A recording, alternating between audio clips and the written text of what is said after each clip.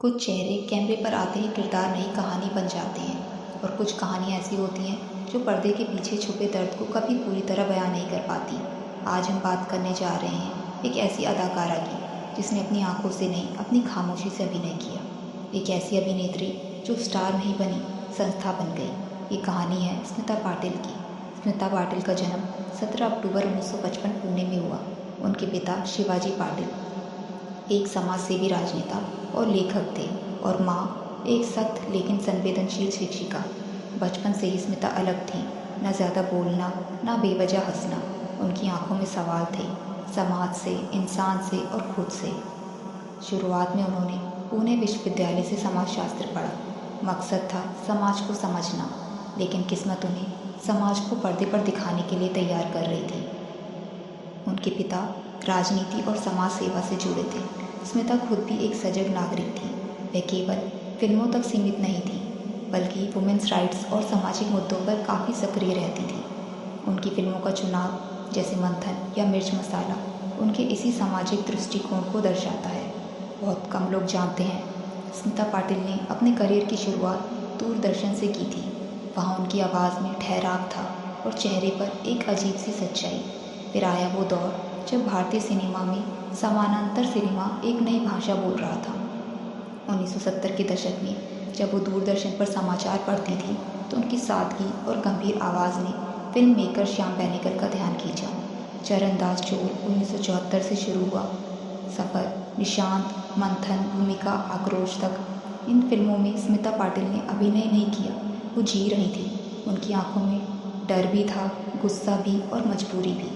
Film भूमिका के लिए उन्हें राष्ट्रीय फिल्म पुरस्कार मिला, लेकिन असली पुरस्कार था दर्शकों की खामोश तारीफ। स्मिता पाटिल सिर्फ भारत तक सीमित नहीं रही। कांस, बर्लिन, मॉस्को, हर जगह उनकी एक्टिंग की चर्चा थी।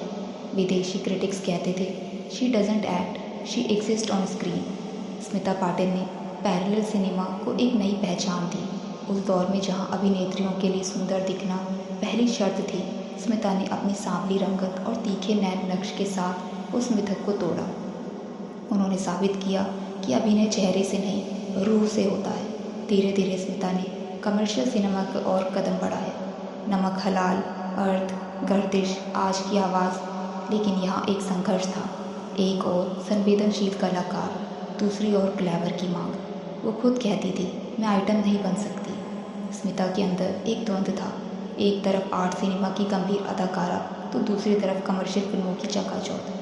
जब उन्होंने नमक हलाल में अमिताभ बच्चन के साथ बारिश में डांस किया तो वो रात भर रोती रहीं। उन्हें लगा कि वो अपनी उस गंभीर छवि के साथ गद्दारी कर रही हैं, लेकिन उनकी खूबी यही थी। वो मिर्च मसाला की एक विद्रोही सोनबाई भी थी और शक्ति की एक संवेदनशील प्रेमिका भी।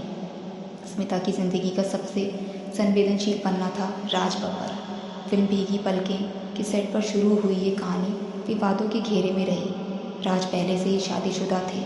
स्मिता, जो हमेशा महिलाओं के हक के लिए लड़ती थी, उन्हें खुद दूसरी औरत का टैग झेलना पड़ा। उनकी माँ इस रिश्ते के सख्त खिलाफ थी। समाज ने उन्हें परखा, मीडिया ने सवाल उठाए, लेकिन स्मिता ने खामोशी से अपना प्यार चुना।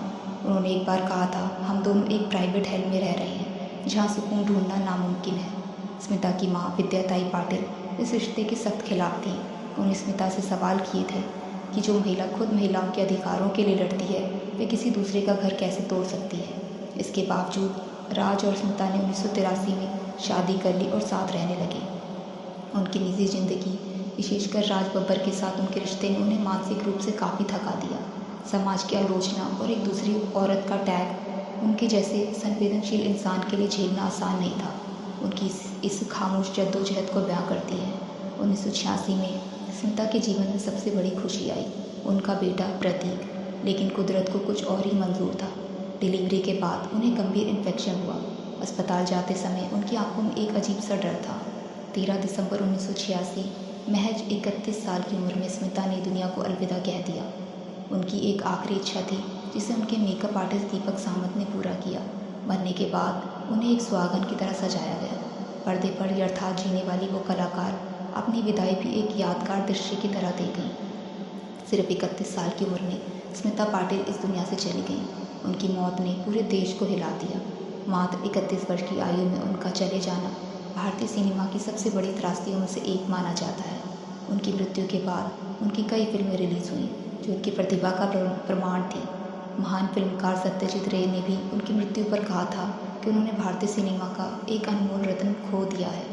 प्रतीक बब्बर का जन्म 28 नवंबर 1986 को हुआ था। स्मिता पाटिल ने अपने बेटे को बाहों में लेने के लिए केवल 15 दिन का वक्त पाया। 13 दिसंबर को उनकी मृत्यु हो गई। प्रतीक अक्सर इंटरव्यूज़ में कहते हैं कि उनके पास अपनी माँ की कोई असल याद नहीं है, सिवाय उन कहानियों के जो उन्होंने दूसरों से सुनी। स्मिता की मृत्यु के बाद प्रतीक का पालन पोषण उनकी नानी और नाना ने किया। राज बब्बर अपनी पहली पत्नी नादिरा के पास लौट चुके थे। प्रतीक ने एक बार साझा किया था कि वे अपनी माँ को जानने के लिए उनकी फिल्में देखते थे। वे कहते हैं, मैं उनकी फिल्मों में उन्हें एक अभिनेत्री की तरह नहीं बल्कि एक बेटे की तरह देखता था। मैं उनके चेहरे के भाव में खुद को ढूंढता था।